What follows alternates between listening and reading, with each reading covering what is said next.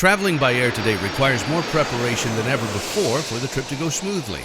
An important part of preparation is having the documents you need for travel, so let's review what is absolutely needed and some suggestions of what you should have in case you need them. There are 2 required documents you need to be accepted by the airline and pass through the security checkpoint: a form of photo identification and a boarding pass. Because of security concerns today, the airlines and security personnel want to know who you are and if you are a security risk.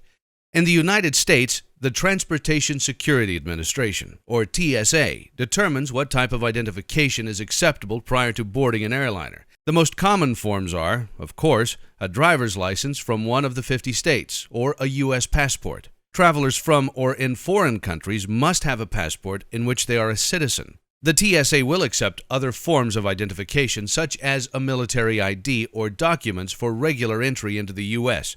For a complete list of acceptable documents, visit the TSA's website, www.tsa.gov.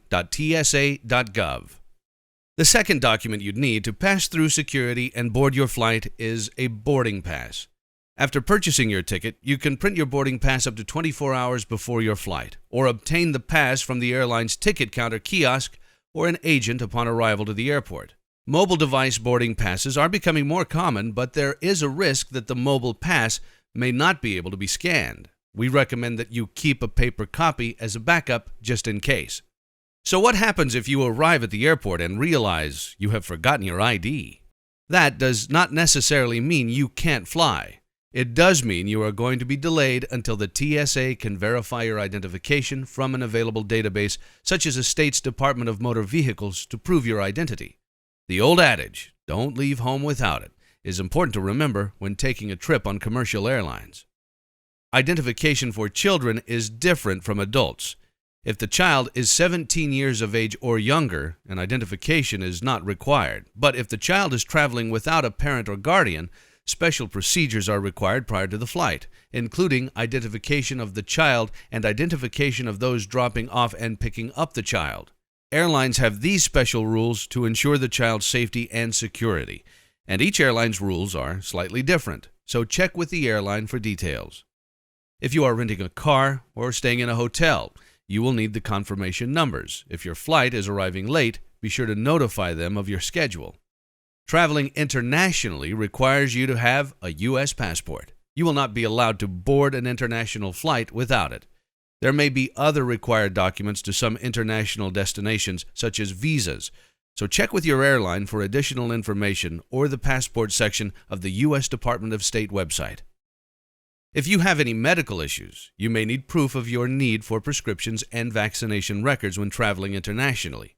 Any medical requirements should be documented as well. If you have purchased travel insurance, you need to have that information with you if your plans are altered by events covered in the policy. We recommend that you make copies of all of these documents and keep them separate from the originals. If you are traveling in a group, give those copies to a trusted friend to keep with them in their carry-on, so that if your luggage is lost, you have a copy available. If you are traveling alone, keep one in your carry-on and one in your personal item, like a purse or backpack. Both items will be with you at all times, but if one goes missing, you will still have a copy of your vital information. Don't depend on the information in your personal electronic device, as it can be lost or stolen.